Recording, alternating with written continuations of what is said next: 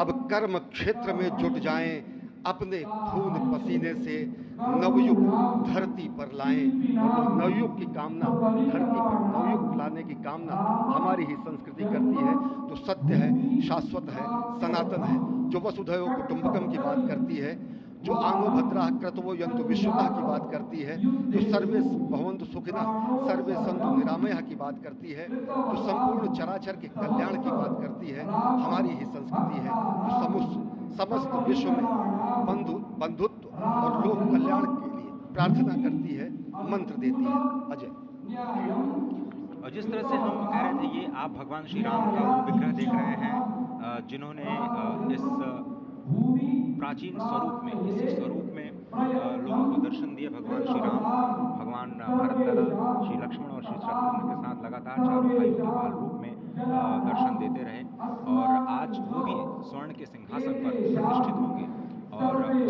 और साथ में ही दोनों ही मूर्तियों के जो दर्शन होंगे वो दर्शन उनको प्राप्त होंगे, तीर्थयात्रियों को प्राप्त होंगे। बहुत ही आनंद का क्षण जब भगवान श्री राम कृष्ण मूर्ति में, क्योंकि कहते हैं कि कलयुग में भगवान का जो वर्ण है वो कृष्ण है। सतयुग में भगवान का वर्ण पीत था, त्रेता में भगवान का जो वर्ण यानी रंग है जो लाल रंग का, रक्त वर्ण का हुआ, और द्वापर में वो नीले रंग के हुए, और अब कलयुग में कृष्ण वर्ण के लिए। और इसीलिए जो मूर्ति का निर्माण है वो कृष्ण मूर्ति का निर्माण किया गया है। और 51 इंच की जब मूर्ति प्राण प्रतिष्ठित की जाएगी शुभ मुहूर्त में, तो उसके बाद उसी पुराने विग्रह के साथ में जो रामलला इस वक्त आप देख रहे हैं, जिनके सामने चारों भाइयों के साथ में जो प्राण प्रतिष्ठा का कार्यक्रम चल रहा है, वो भी दर्शन देंगे, जो कि स्वर्ण सिंहासन पर विराज चुके हैं। आप देखिए कि जो मुकुट है, कितनी अद्भुत छवि है। उनके हाथ में धनुष बाण शोभा दे रहे हैं, और उन्हीं प्राचीन विग्रहों के समक्ष बैठ करके प्रधानमंत्री नरेंद्र मोदी इस वक्त जगत के कल्याण की कामना करने के लिए संकल्पबद्ध हो रहे हैं। और भारत को, भारतीयता को, सनातन धर्म को शांति और सद्भावना के प्रसार के लिए जो सनातन धर्म ने जो ये अद्भुत कार्य किया है, उसको आगे बढ़ाते हुए प्रधानमंत्री आज इस अद्भुत क्षण निश्चित तौर से काम काज कीन्हे बिन मोहि कहाँ विश्राम, ये भावना हमेशा घनीभूत रही प्रधानमंत्री नरेंद्र मोदी में। प्रधानमंत्री नरेंद्र मोदी वो क्षण देखा जब 9 और 10 नवंबर 1989 को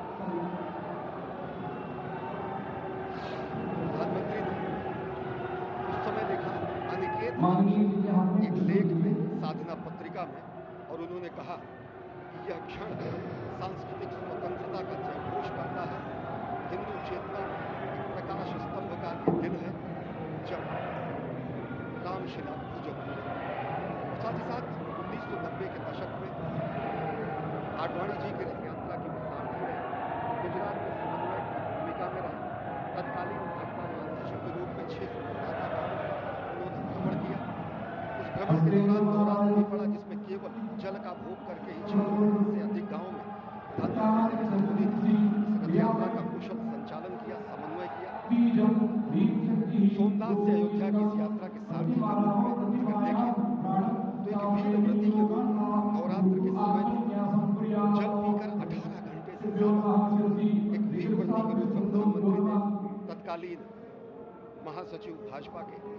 बीजेपी इकाई के थे, इन्होंने अपना अंशदान किया। और अगर एकात्मता यात्रा की बात करें, 1992 में 14 जनवरी को आज से 32 वर्ष पहले प्रधानमंत्री नरेंद्र मोदी एक कार्यकर्ता के रूप में अयोध्या आए थे, उन्होंने शपथ लिया था यहाँ पर जब दिव्य भव्य मंदिर का निर्माण होगा तो उनका पुनरागमन होगा। और वह क्षण आज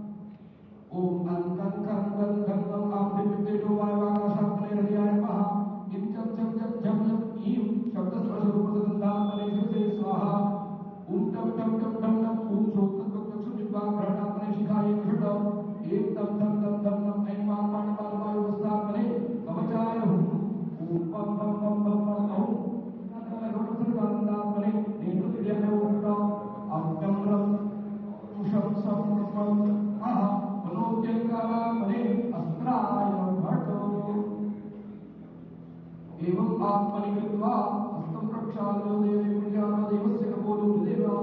अंकुष्टं दत्त्वा